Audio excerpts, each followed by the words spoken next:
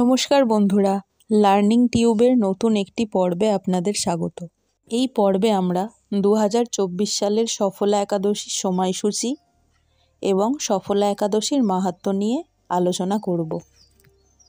2024 সালের সফলা একাদশীর তিথি শুরু 10ই পৌষ 25শে ডিসেম্বর বুধবার রাত 10টা 31 মিনিট এবং একাদশীর তিথি শেষ 11ই পৌষ 26শে ডিসেম্বর বৃহস্পতিবার রাত 12টা 44 মিনিট। এবার আমরা পুরাণ অনুযায়ী সফলা একাদশীর মাহাত্ম্য বিষয়ে আলোচনা করব। পৌষ মাসের কৃষ্ণপক্ষের একাদশীর নাম হলো সফলা। ব্রহ্মাণ্ড পুরাণে যুধিষ্ঠির শ্রীকৃষ্ণ সংবাদে এই তিথির মাহাত্ম্য বর্ণিত হয়েছে। যুধিষ্ঠির বললেন, হে প্রভু, পৌষ মাসের কৃষ্ণপক্ষিয়া একাদশীর নাম, বিধি এবং পূজ্য দেবতা বিষয়ে আমার কৌতূহল নিবারণ করুন। শ্রীকৃষ্ণ তখন বললেন, হে মহারাজ, আপনার প্রতি স্নেহবশত সেই ব্রত কথা বিষয়ে বলছি। এই ব্রত আমাকে যেরকম সন্তুষ্ট করে, বহু দান দক্ষিণাযুক্ত যজ্ঞাদি দ্বারা আমি সেরকম সন্তুষ্ট হই না। তাই যত্ন সহকারে এই ব্রত পালন করা কর্তব্য। পৌষ মাসের কৃষ্ণপক্ষিয়া একাদশীর নাম হলো সফলা। নাগদের মধ্যে যেমন শেষনাগ, পক্ষীদের মধ্যে যেমন গরুড়, মানুষের মধ্যে যেমন ব্রাহ্মণ, দেবতাদের মধ্যে যেমন নারায়ণ সর্বশ্রেষ্ঠ, তেমনি সকল ব্রতের মধ্যে একাদশী ব্রতই হলো সর্বশ্রেষ্ঠ। হে মহারাজ, যারা এই ব্রত পালন করেন তারা আমার অত্যন্ত প্রিয়। তাদের এ জগতে ধনলাভ ও পরজগতে মুক্তিলাভ হয়। হাজার হাজার বছর তপস্যায় যে ফল লাভ হয় না, একমাত্র সফলা একাদশীতে রাত্রি জাগরণের ফলে তা অনায়াসে প্রাপ্ত হওয়া যায়। মহিম্মত নামে এক রাজা প্রসিদ্ধ চম্পাবতী নগরে বাস করতেন। রাজার 4 জন পুত্র ছিল, কিন্তু তার জ্যেষ্ঠ পুত্র লুম্ভক সর্বদা পরস্ত্রীগমন, মদ্যপান প্রভৃতি অসৎ কার্যে লিপ্ত ছিল। সে সর্বক্ষণ ব্রাহ্মণ, বৈষ্ণব ও দেবতাদের নিন্দা করত। পুত্রের এই আচরণে ক্ষুব্ধ হয়ে রাজা তাকে রাজ্য থেকে বের করে দিলেন। স্ত্রী, পুত্র, পিতামাতা, আত্মীয় স্বজন পরিত্যক্ত হয়ে সে এক গভীর বনে প্রবেশ করল। সেখানে কখনো জীব হত্যা, আবার কখনো চুরি করে জীবন ধারণ করতে লাগলো। কিছুদিন পরে একদিন সে নগরে প্রহরীদের কাছে ধরা পড়ল, কিন্তু রাজপুত্র বলে সেই অপরাধ থেকে সে মুক্তি পেল। পুনরায় সে বনে ফিরে গিয়ে জীব হত্যা ও ফলমূল আহার করে দিন যাপন করতে লাগলো।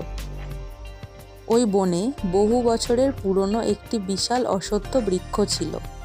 সেখানে ভগবান শিব বাসুদেব বিরাজমান বলে বৃক্ষটি দেবত্ব প্রাপ্ত হয়েছে। সেই বৃক্ষতলে পাপবুদ্ধি লুম্ভক বাস করত। বহুদিন পর তার পূর্বজন্মের কোনো পুণ্য ফলে সে পৌষ মাসের দশমীর দিনে কেবল ফল আহারে দিন অতিবাহিত করল। কিন্তু রাত্রিতে অসহ্য শীতের প্রকোপে সে মৃতপ্রায় হয়ে রাত্রি যাপন করল। পরদিন সূর্যোদয় হলেও সে অচেতন হয়েই পড়ে রইল। দুপুরের দিকে তার চেতনা ফিরল। ক্ষুধা নিবারণের জন্য সে অতি কষ্টে কিছু ফল সংগ্রহ করল। এরপর সেই বৃক্ষতলে এসে পুনরায় বিশ্রাম করতে থাকল। রাত্রিতে খাদ্যাভাবে সে দুর্বল হয়ে পড়ল।